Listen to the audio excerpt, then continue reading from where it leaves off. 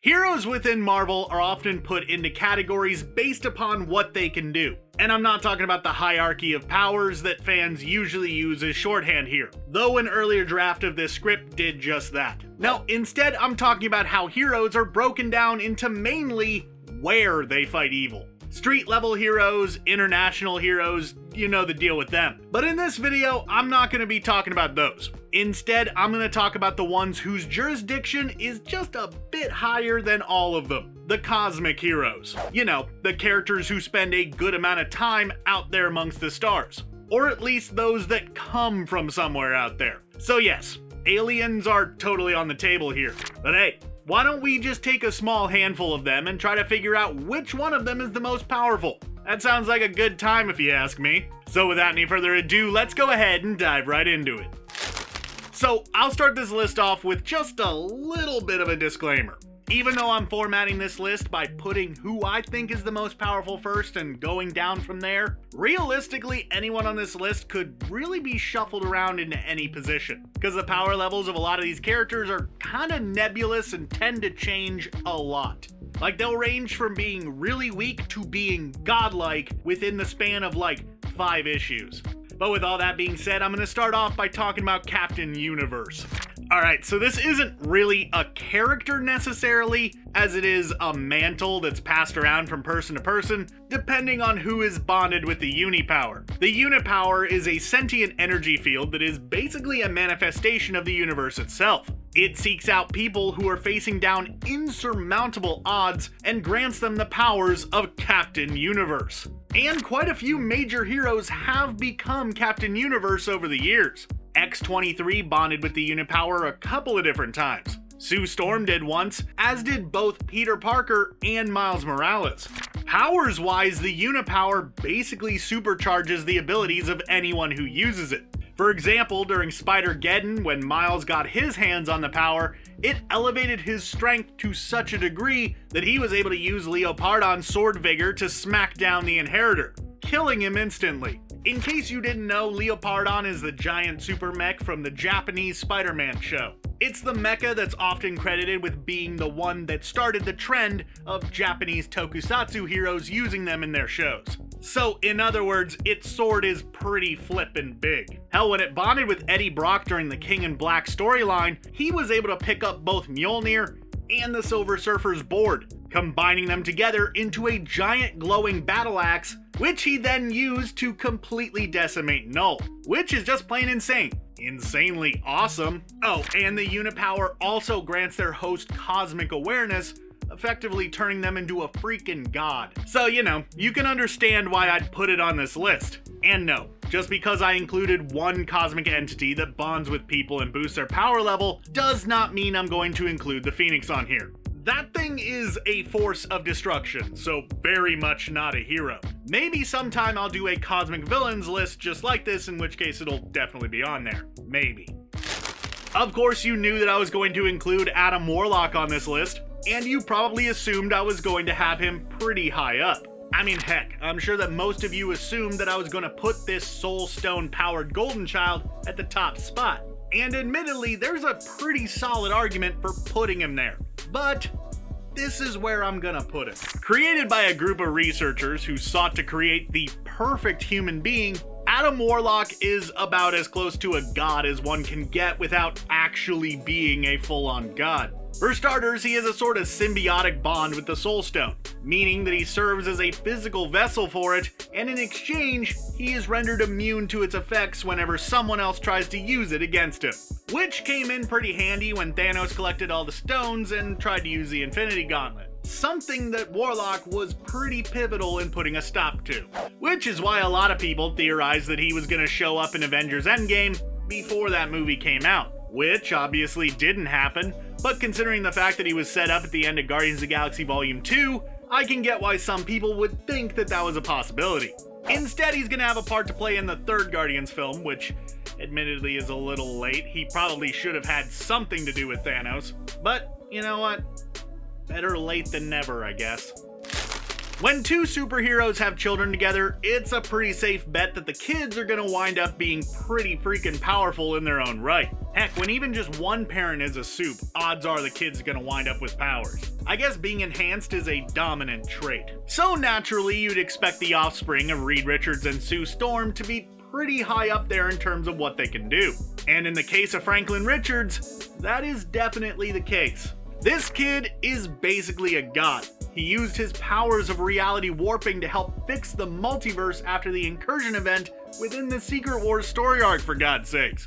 And that was just when he was a kid. In Fantastic Four number 604, we got to see a future version of Franklin, who was incredibly powerful. So beyond anything that we had seen from him before, that this guy just had to make it onto the list. He had made Galactus his herald, not the other way around. The guy who eats planets is his herald. And the two of them teamed up to take on the Mad Celestials, an alternate universe version of the godlike beings who were convinced that they were just full-on gods, and that it was their duty to conquer the entire multiverse and bend it to their will. But don't worry, because Franklin and his buddy the World Eater were able to put a stop to them, so no problem there, I guess. Also, it's worth pointing out that the entire lineage of Richard's children is just insanely overpowered. Let's not forget that one of his great, insert any number of greats here, grandchildren is Kang the Conqueror. So, you should probably expect a lot from the progeny of Reed Richards and Sue Storm. A lot of people over the years have carried the name Captain Mar-Vell. And no, I'm not talking about Carol Danvers. At least not yet. Instead, I'm going to talk about the pseudo-son of the first Captain Mar-Vell, Mar-Vell, known as Genis-Vell. Being the son of Mar-Vell, you can understand why he would take on the name Captain Mar-Vell, a name which he actually held for quite a while, but eventually he did basically get it beat out of him.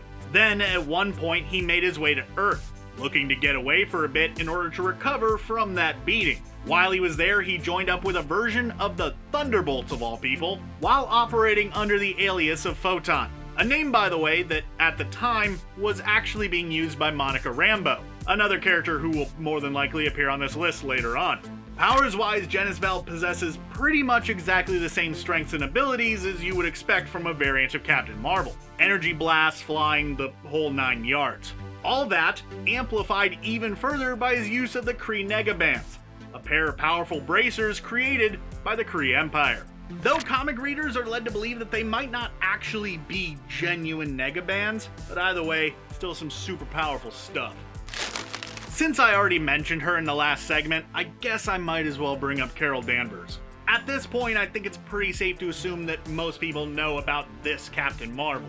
So instead of just breaking her down or something, how about I instead give you some facts that you might not know? Kinda like I do for those shorts from time to time. In fact, let's just go ahead and squeeze in that aspect ratio.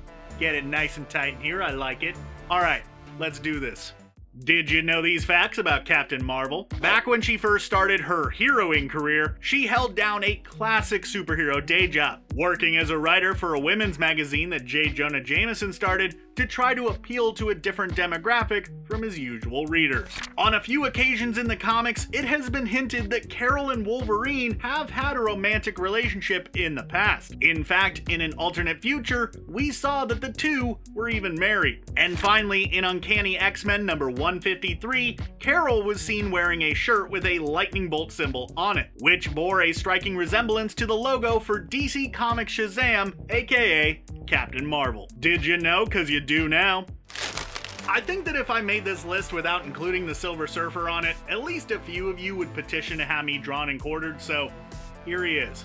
The Silver Surfer is the former Herald of Galactus, who spent a lot of his early appearances in the comics running around doing the guy's bidding. However, since he is ultimately a good guy at the end of the day, he didn't stick around Galactus for very long, and eventually tried his hand at being a hero in his own right. Powers-wise, he has the Power Cosmic, which grants him a handful of different abilities, including being able to absorb, manipulate, and output various energies within the electromagnetic spectrum. In addition to all that, the Silver Surfer is nigh on invulnerable, and can regularly exceed the speed of light when flying upon his board, which has definitely got to make traveling through space a lot easier. Like, could you imagine if he just had to kind of putter around through space? Going planet to planet would really suck. Also, I'd have to imagine that it would seriously cut down on his comic appearances. Another character that I felt like I had to include is the original Captain Marvel, Mar-Vell. Mar-Vell was a Kree warrior who was sent to Earth in order to scout the place out. While he was there, he fell in love with humanity and all the planet had to offer. So when it came time for the Kree to launch their invasion, he was not exactly keen on watching the world burn. And thus the hero known as Captain Marvel was born. Powers-wise, Mar-Vell's Kree physiology, nega bands, and the boost given to him by a godlike being he once encountered named Zoe make him an incredibly formidable fighter. In fact, for a long while he was considered one of the most powerful cosmic heroes, hence his spot on this list. Of particular note is his cosmic awareness, which, while not quite as god level as someone imbued with the powers of Captain Universe, still makes him aware of pretty much anything he could ever need to know at a moment's notice. Which is super cool if you ask me. And while he's technically outclassed by a few of the other people who have taken up his name over the years, he's still worth talking about on a list like this. A few different characters have worn the mantle of Nova over the years. In fact, there's an entire army known as the Nova Corps. So instead of splitting them up like I did with the various different versions of Captain Marvel, I'm just gonna group them all into this one entry. The Nova Corps itself is basically what we saw in the Marvel Cinematic Universe in Guardians of the Galaxy Volume 1. They're effectively space cops based on the planet of Xandar, though admittedly in the comics there is at least a little bit more to them than just that. In essence, they serve as the main military might for the planet, as well as space explorers, utilizing something known as the Nova Force, a vast energy field created by the Xandarian world mind, which grants members a multitude of different abilities and powers depending upon their rank within the organization. And several members have gone out into the universe and wound up going by simply Nova, the main two being Richard Rider and Sam Alexander, who is actually the current holder of the title. These two are amongst some of the highest ranked members of the Nova Corps, and therefore are granted powers such as flight, energy manipulation, and the usual grab bag of hero powers. You know, super strength, speed, durability, all that basic stuff. So because of that, it was pretty much a no-brainer to add the entirety of the Nova Corps to this list. You know, the more I look at this list, the more I realize that it really could have just been called the Captain Marvels and Associates list, because there are a lot of people on here who at some point went by Captain Marvel, like Monica Rambeau here, who actually started out her superhero career with the name Captain Marvel, meaning that she held the mantle before even Carol Danvers did, which is actually pretty impressive. But of course, that's not the name she's probably the most well known for using. Instead, she often goes by Spectrum, which honestly is a far more fitting name considering her powers. Basically, Rambeau can manipulate energy that falls within the electromagnetic spectrum. In fact, she can even go so far as transforming herself into pure energy, which is just as nuts as it sounds. This also has the added benefit of making her insanely fast, as she is able to transform into light, meaning that she can go at the speed of light. She is so fast, in fact, that she earned an invite to a race between all of the fastest speedsters in the Marvel Universe. A race that was won by, let me look this up here, The Flash. Wait, what?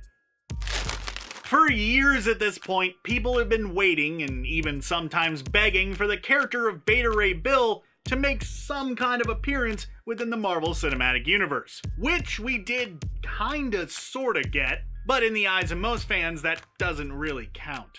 And it's understandable why people want to see him, as this horse-faced hero from another galaxy is just plain awesome. Basically, Bill is the chosen champion of the Corbinites, a race of people whose galaxy was destroyed by Surtur. You know, the big fire demon guy who blew up Asgard.